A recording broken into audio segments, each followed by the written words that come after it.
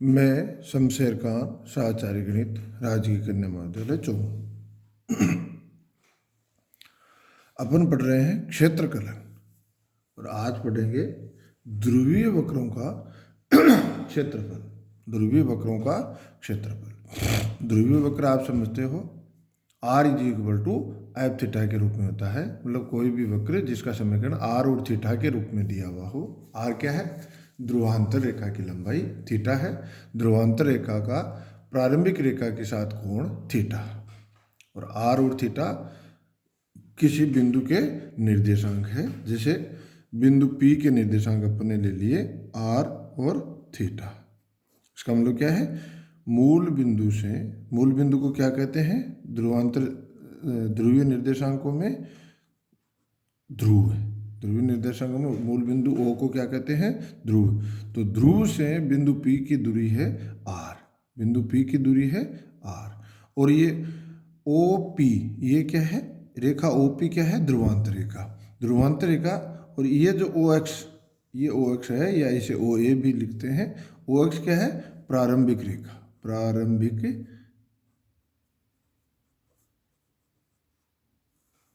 रेखा। तो ध्रुवांतर रेखा है OP, मतलब जो बिंदु है उसको ध्रुव से मिलाने वाली रेखा ध्रुवांतर रेखा। ध्रुवांतर रेखा OP और प्रारंभिक रेखा OX के साथ जो कोण बनाती है उसे अपन लेते हैं थीटा। उसको क्या लेते हैं? थीटा। ठीक है। तो ये है एल्फा, ये है बीटा और ये कोण क्या लेते हैं? थीटा। तो ध्रुवीय निर्देशांक क्या हो गए? R theta. तो बिंदु P के ध्रुवीय निर्देशांक यदि आर थीटा है तो बिंदु P की ध्रुव से दूरी है r और OP प्रारंभिक रेखा के साथ जो कोण बनाती है वो है थीटा। ठीक है। तो किसी भी वक्र का समीकरण आर और थीटा में दिया हुआ हो, r is equal to F theta के रूप में दिया हुआ हो, तो वह उस वक्र का ध्रुवीय समीकरण कहलाता है। तो अब यहाँ क्या है? अपने को क्षेत्रफल देखो, ये निकालना है।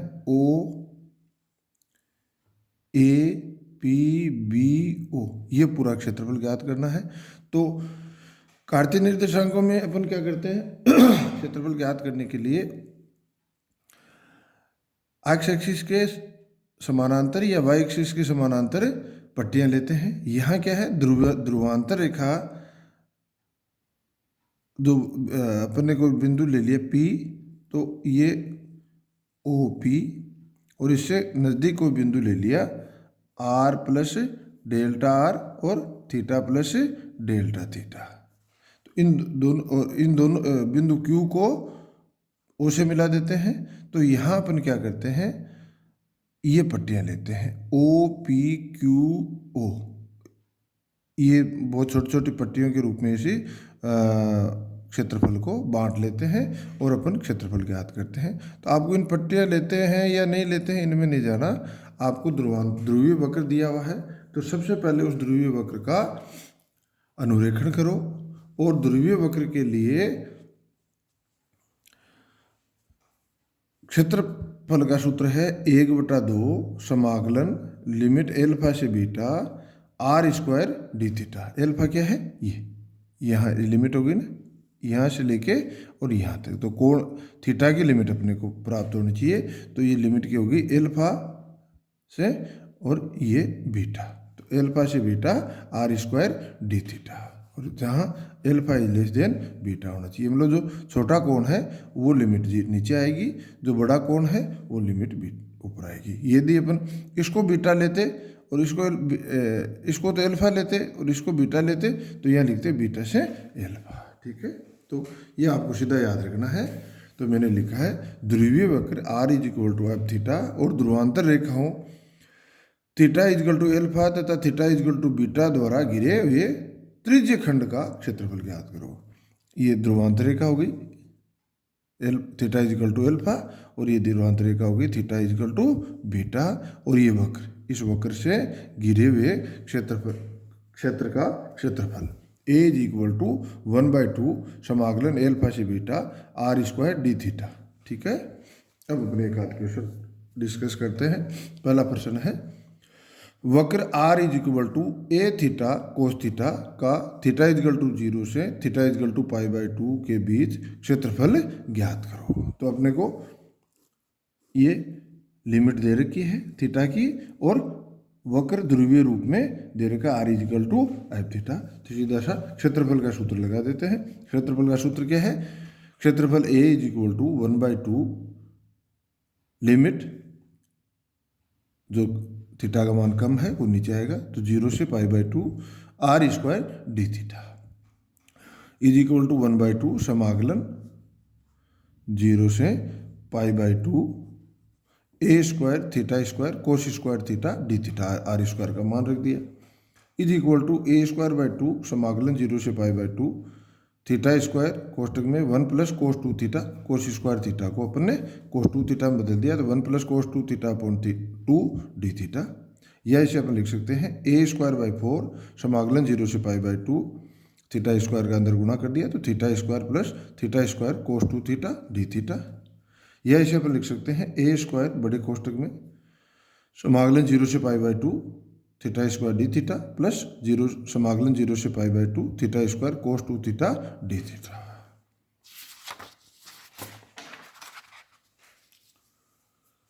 और अगला स्टेप अपन लिख सकते हैं ए स्क्वायर बड़े कोष्टक में थीटा क्यूब अपॉन 3 0 लिमिट 0 से π/2 plus theta square sine 2 theta upon 2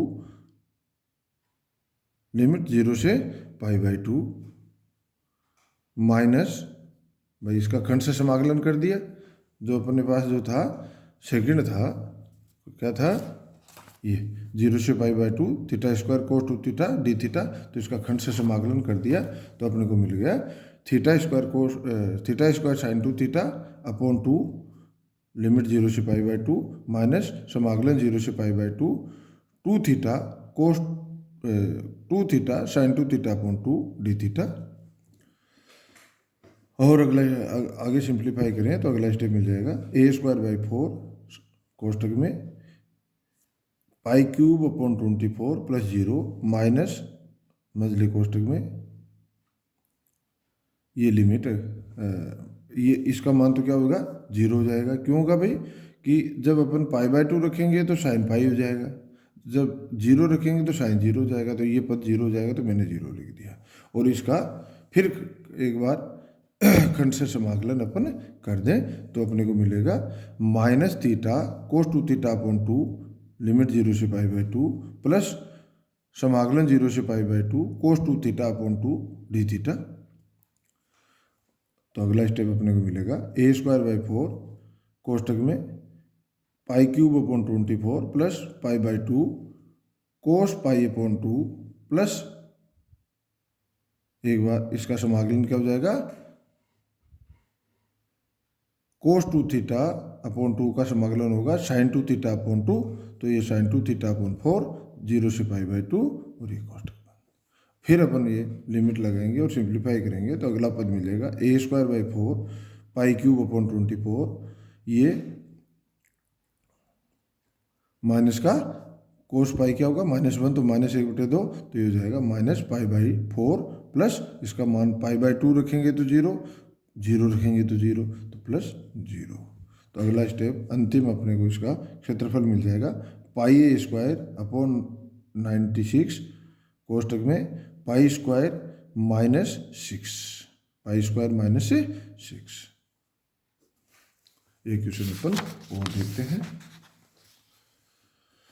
वक्र दे रखा है, वक्र r is equal to a cos 2 theta का संपूर्ण क्षेत्रफल याद करो।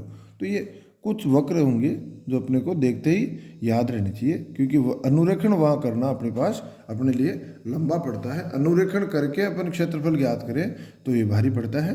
तो 5 से 7 ऐसे वक्र हैं। कुछ वक्र तो अपने को पहले से आते हैं और कुछ वक्र अपने ध्यान में रखेंगे। r is equal to a cos 2 theta है, जब तो वक्रों r is equal to a cos 2 theta है, तो ये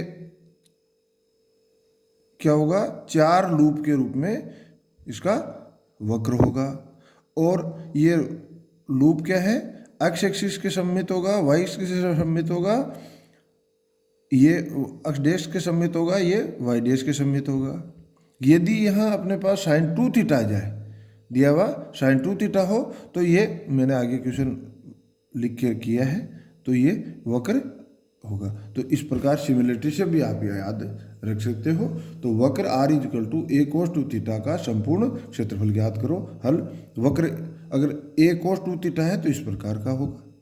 तो इसमें 4 लूप हैं, चारों समान हैं। तो क्षेत्रफल यदि एक लूप का अपन निकाल लें तो, और इसे 4 से गुणा कर दें, तो अपन अपने पास संपूर्ण वक्र से घिरा हुआ क्षेत्रफल ज्ञात कर सकते हैं, प्राप्त कर सकते हैं। वक्र 4 समान लूपों में बना हुआ है।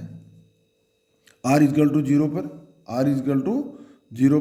Theta is equal to -π/4, R is equal to 0 पर थीटा -π/4, R इजकल टू 0 पर थीटा π/4। तो R इजकल टू 0 पर भाई अपन ने इसकी स्पर्शिका खींच दी, ये खींच दी, तो ये लूप है, इसकी लिमिट क्या हो गई, थीटा की लिमिट, थीटा क्या होगा, यहाँ से लेके यहाँ तक, तो थीटा -π/4 से π/4। तो R इजकल टू 0 मतलब यहाँ R इजकल टू 0 पर थीटा इजकल टू -π/4 और थीटा इजकल टू π/4। अतः लूप की सीमाएं -π/4 से π/4। वक्र का संपूर्ण क्षेत्रफल 4 इंटू वक्र के एक लूप का क्षेत्रफल, 4 इंटू वक्र के एक लूप का क्षेत्रफल इज इक्वल टू 4 इंटू सीमा या समाकलन -π/4 से π/4 1/2 R² डी थीटा, ये अपना सूत्र है। इसे अपन लिख देंगे 4/2 समाकलन -π/4 से π/4 A² cos² 2 theta D theta, cos² 2 theta D theta. और इसे लिख देंगे 2A² समाकलन -π/4 से π/4 cos² 2 थीटा डी थीटा। अब तो साधारण समाकलन है जो अपने को करना है। 4A² समाकलन 0 से π/4 cos² 2 थीटा डी थीटा, मतलब -π/4 से π/4 था, इसे अपन ने लिख दिया 0 से π/4, तो 2 से गुणा कर दिया, तो cos² 2 थीटा डी थीटा। अब 2 थीटा को अपन ने मान लिया phi, 2 theta phi is equal to 2 theta, तो D phi is equal to 2 D theta. तो ये मान अपन रखें तो अपने को अगला स्टेप मिलेगा 4A², लिमिट अपनी सीमा बदल जाएगी, सीमा क्या हो जाएगी 0 से π/2। क्यों भाई, क्योंकि जब थीटा का मान 0 रखेंगे तो फाई का मान 0, थीटा का मान π/4 रखेंगे तो फाई का मान π/2, तो सीमा होगी 0 से π/2 cos² फाई 1/2 डी पाई। और अगला स्टेप अपने को मिल जाएगा 2A² समाकलन 0 से π/2 cos² फाई डी पाई। cos² फाई को अपन लिख सकते हैं 1 + cos 2 फाई अपॉन 2, तो 2A² समाकलन 0 से π/2 1 + cos 2 फाई अपॉन 2 डी पाई। या अपन लिख सकते हैं A² 0 से π/2 1 + cos 2 फाई डी फाई, और समाकलन करके लिमिट लगाएं तो अपने को मिलेगा A² कोष्टक में phi plus sin 2 phi upon 2 कोष्टक बंद, लिमिट 0 से π/2। ये लिमिट लगाएंगे तो फाइनली अपने को एक क्षेत्रफल मिल जाएगा 1/2 πA²। ठीक है। इसी प्रकार यदि अपने को वक्र दे रखा हो, मैंने भी पहले डिस्कस किया था, क्या R is equal to A sine theta का संपूर्ण क्षेत्रफल ज्ञात करो। R is equal to A sine theta का संपूर्ण क्षेत्रफल ज्ञात करो। तो A कोस थीटा में तो ये लूप होंगे इनके वक्रों को के सममित, और इनमें होंगे दोनों अक्षों के सममित। इनमें अगर साइन 2 थीटा है तो ये लूप तो 4 ही होंगे, पर ये होंगे अक्ष और वाई के बीच में, और वाई और अक्ष डैश के बीच में, अक्ष डैश और वाई डैश के बीच में, और वाई डैश और अक्ष डैश के बीच में। तो एक का क्षेत्रफल ज्ञात करेंगे, 4 से गुणा कर देंगे, तो यहाँ लिमिट क्या हो गई 0 से π/2। तो ये आपको वक्र, कुछ वक्र आपको सीधे याद रखने होंगे जिससे कि अपने को इसका अनुरेखण करने की मेहनत नहीं करनी पड़े। और यदि अपन ने किसी भी ध्रुवीय वक्र दिया हुआ है और उसका रेखा चित्र अपन ने बना लिया तो अपने पास अपने लिए क्षेत्रफल ज्ञात करना बहुत ही सुविधाजनक हो जाता है। धन्यवाद।